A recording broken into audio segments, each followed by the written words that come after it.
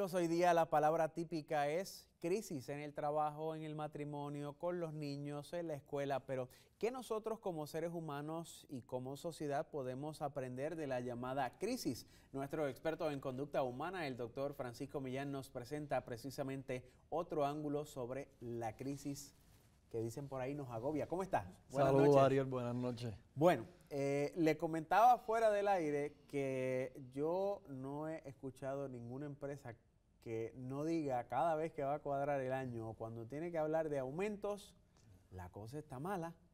Exacto. Y yo conozco que mis padres vienen escuchando lo mismo desde hace tiempo. Exacto. Entonces yo creo que eso, ¿verdad, Ariel? Es un punto muy importante a la hora de uno, como ciudadano, como persona, analizar y pensar esto. La pregunta que yo le hago, ¿verdad?, al televidente es, ¿cuándo no ha habido crisis?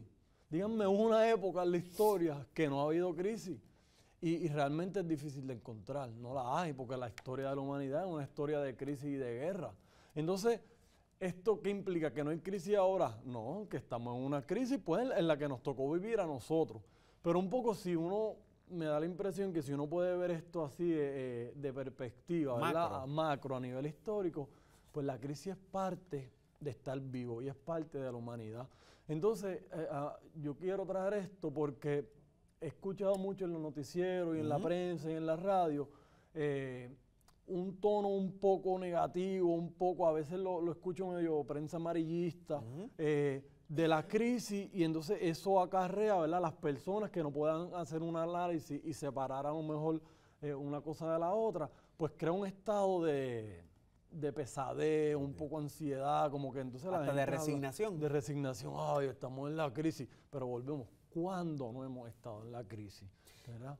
A nivel de ver la situación, la crisis, ¿cómo uno entonces trata de trabajar con ella? ¿Viéndolo todo positivo o tratando de sacarle algún partido a la crisis?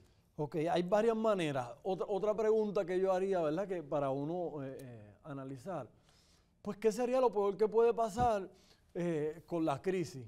¿Verdad? Y entonces, si uno es un poco honesto, bueno, pues hay que reducir el estilo de vida, lo que ¿verdad?, lo que sea eso. Pues de una casa más grande se pasa a una pequeña. En Acción de Gracias, en vez de comer pavo, se come pollo. En vez de comer pollo, se come salchicha.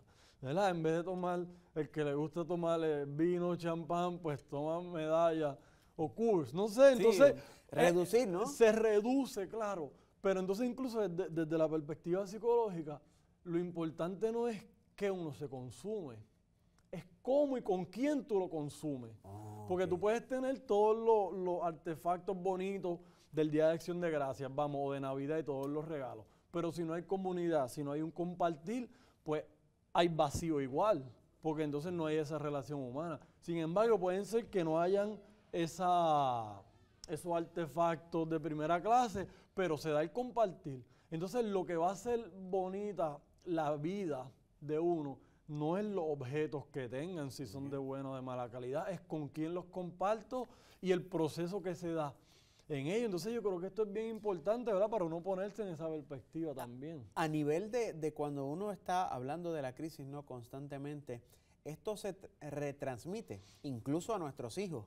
Exacto. Porque uno tal vez le traspasa la pesadez, la falta de tolerancia o esa falta de ánimo para vivir, para tratar de hacer otras cosas en medio de la crisis. Exacto. Entonces mira qué interesante, en la medida que pasa eso, nosotros nos volvemos parte de la crisis, porque la crisis es muy amplia, habría que entonces hablar de crisis económica, crisis matrimonial, crisis de los adolescentes, ¿verdad? ¿Qué tipo de crisis? Pero entonces en la medida en que nosotros actuamos así, por ejemplo, y somos poco tolerantes, pues estamos fomentando esa crisis de valores que llaman.